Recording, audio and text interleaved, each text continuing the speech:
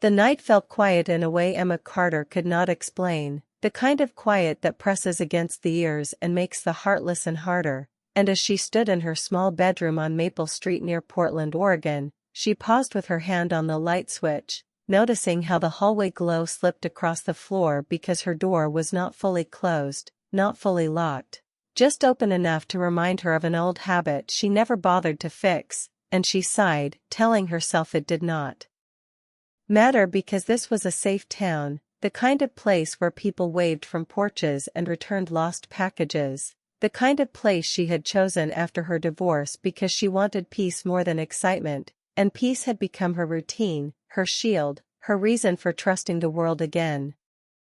Emma had learned to rebuild slowly after her marriage ended, not in flames or loud fights but in long silences that taught her how lonely love could feel when it stopped trying, and for years she lived carefully, protecting her heart the way others lock their doors. Until Daniel Harper moved 2 houses down and smiled at her over a broken fence, offering help without asking for anything back, and somehow, without force, trust returned. Daniel was steady, kind, and familiar in a way that felt earned, not rushed, and their relationship grew in small moments like shared coffee on cold mornings, walks under tall trees, and long talks that made the past feel lighter. He often reminded her that she deserved comfort, that she did not have to be afraid anymore, and Emma believed him because belief felt good again, because opening up felt like living instead of surviving.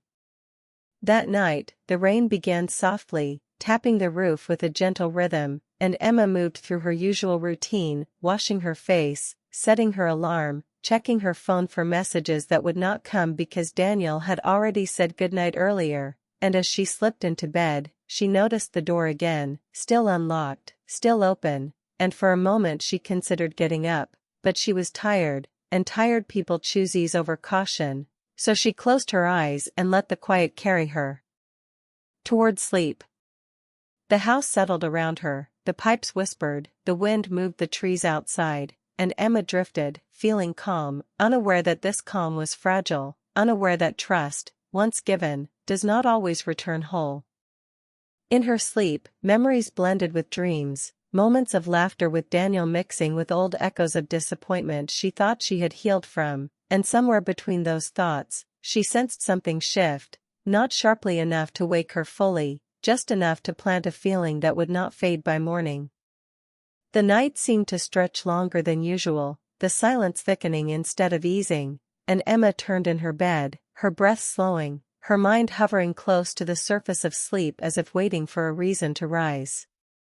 She did not hear footsteps clearly, did not see shadows move, but something about the air felt changed, like a door left open too long, like a presence that did not belong, and still she slept, trusting the walls, the street, the people she had let close.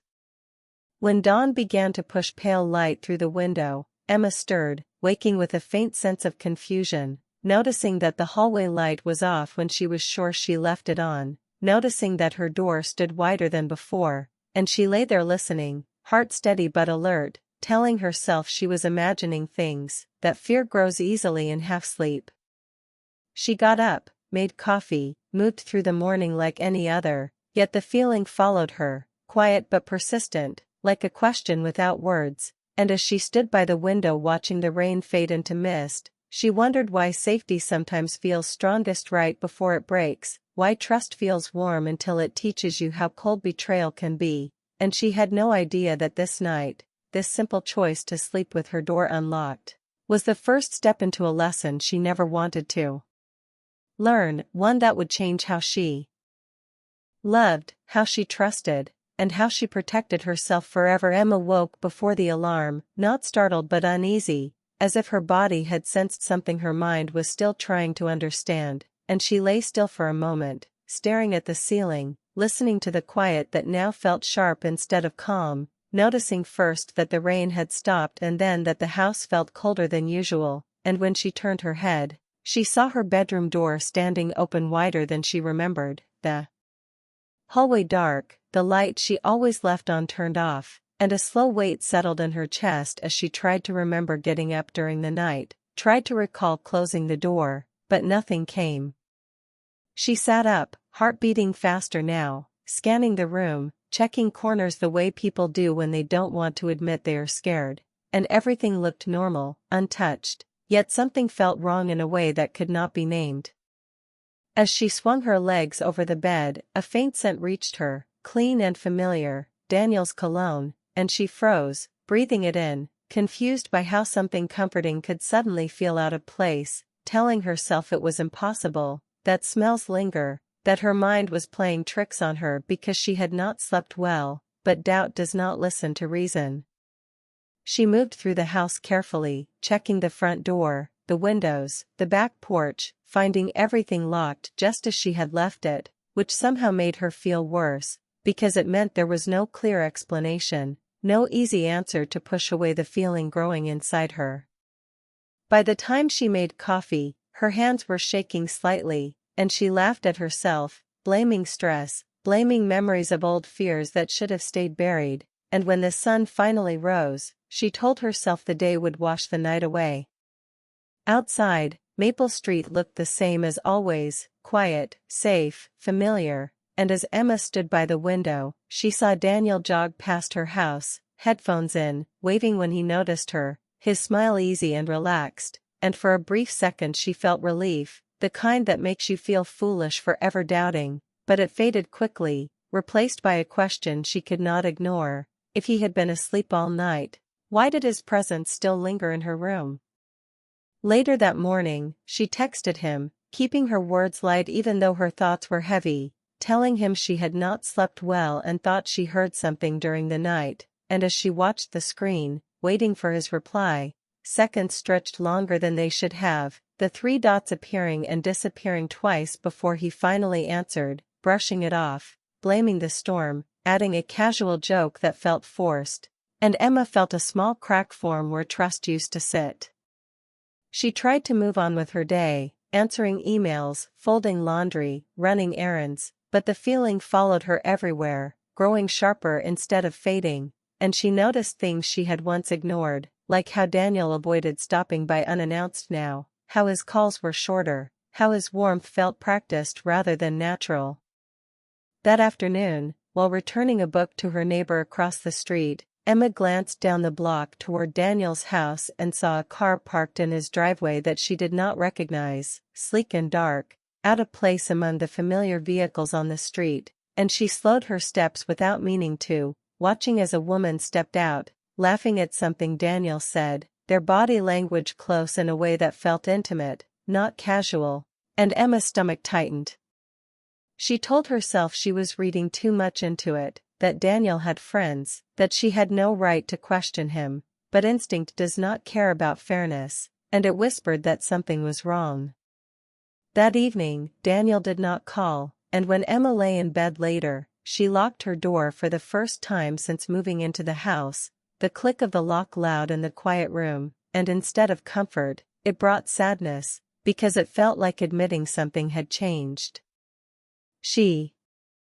stared at the ceiling, replaying the night again and again, the open door, the missing light, the smell she could not explain, and she realized that betrayal does not always arrive with proof, sometimes it arrives as a feeling that refuses to leave. Outside, the streetlights flickered on, casting long shadows across the floor, and Emma understood that whatever had happened that night, whatever truth was waiting for her, the safety she once felt so easily was gone, replaced by awareness, by the slow understanding that trust, once shaken, makes even familiar places feel strange, and as sleep finally came, it did not bring rest, only the quiet certainty that the open door had let in more than air, it had let in doubt, and doubt was already changing everything. Emma did not sleep much after that night, and when she did, her dreams were shallow and restless, filled with half-formed thoughts that slipped away the moment she woke, and over the next few days she moved through her life with quiet focus, watching more than speaking, listening for what was not being said, and the truth began to reveal itself in small, sharp moments that cut deeper than any single confession could. She started noticing gaps in Daniel's stories, how his timelines no longer lined up, how his phone was always face down, how his warmth came and went like a switch he controlled, and though she never accused him, her silence seemed to make him uneasy, as if he sensed that trust was slipping through his hands. 2 days later, while sitting alone at a small cafe downtown, Emma overheard a conversation at the table behind her, a woman's voice speaking softly about being new in town, about starting over after a painful separation, about staying with someone who made her feel safe, and Emma froze when she heard the name Daniel Harper spoken with familiarity, not as a neighbor, not as a friend, but as someone close. And when she turned slightly, she saw the woman from the driveway, the same laugh, the same easy closeness, her face open and hopeful in a way that made Emma's chest ache. The woman's name was Claire Mitchell, and she spoke about Daniel as if he were a comfort, a place to rest, and Emma realized then that what she felt was not confusion anymore, it was certainty. That night, Emma locked every door in her house, not out of fear of strangers, but out of a need to protect what was left of herself, and when Daniel finally came by the next evening, his knock was hesitant, unsure, and she knew before opening the door that the truth would come out, one way or another. They stood in the living room, the space between them heavy, and Emma did not raise her voice or accuse him, she simply asked where he had been that night, the night she woke with the door open and the light off, and Daniel's silence answered before his words did. He admitted he had come over, said he needed to talk, said he thought she would not mind, said she was asleep and he did not want to wake her, and with every sentence, the betrayal grew clearer, not because of what he did, but because of how easily he crossed a line that should have been sacred. He confessed that Claire had been staying with him, that things had become complicated, that he had not planned for it to happen this way, and Emma listened, calm on the outside while something inside her slowly broke apart, piece by piece. She realized then that betrayal is not always loud or dramatic, sometimes it wears the face of someone you trust, sometimes it speaks softly and calls itself a mistake, and when Daniel said he thought she trusted him, Emma finally spoke, telling him that trust was the very reason this hurt so deeply. She did not cry in that moment, did not beg or argue, because clarity had replaced confusion, and clarity does not scream, it settles. When Daniel left, the house felt empty but honest, and for the first time since that night, Emma breathed freely, even though her heart was heavy. She spent the following days facing the quiet truth of what had been lost, understanding that what hurt most was not just Daniel's actions, but the way her openness had been used without care, the way her safety had been taken for granted. She replayed every memory, not to punish herself, but to learn, to understand where she had ignored her instincts, where she had chosen comfort over caution, and slowly, the pain began to shift into resolve. Emma realized that love should never require you to doubt your own sense of safety, that trust should not ask you to leave your doors unguarded while others move freely through your boundaries, and as the days passed, she felt something stronger than heartbreak take root, a quiet strength built from awareness. The truth had hurt, but it had also freed her, and as she stood alone one evening, locking her door with steady hands, Emma knew that this chapter of betrayal, though painful, had given her something important in return, the power to protect herself without fear, and the wisdom to never again confuse familiarity with loyalty. Time moved forward in quiet steps, and Emma let it, allowing the days to pass without forcing herself to heal faster than she could, and as weeks slipped into early autumn, Maple Street changed colors, trees turning gold and red, leaves falling in slow circles that reminded her how endings could still be beautiful. Daniel was gone from her daily view, his house empty, his presence fading into memory, and Claire disappeared just as quietly, leaving behind no explanations, only lessons, and Emma accepted that some stories do not end with closure, they end with understanding.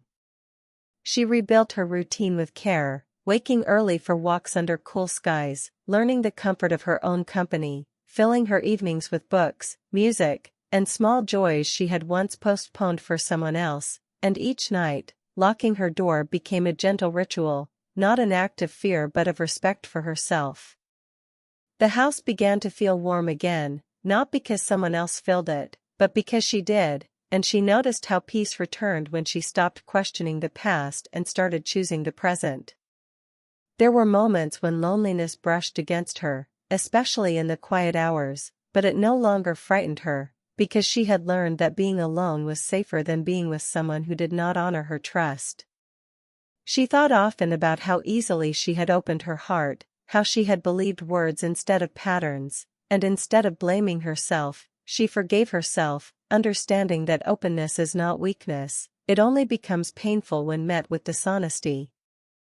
As autumn deepened, Emma felt stronger, her thoughts clearer, her instincts sharper, and she carried those lessons forward without bitterness, knowing that love, when it comes again, will not ask her to feel uncertain in her own home.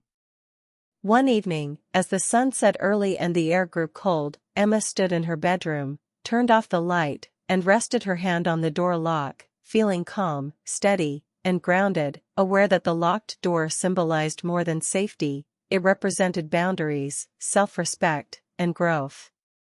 She smiled softly, not because the pain was gone, but because it no longer controlled her, and as she slipped into bed, the quiet felt different than before, no longer heavy or tense, but peaceful and earned.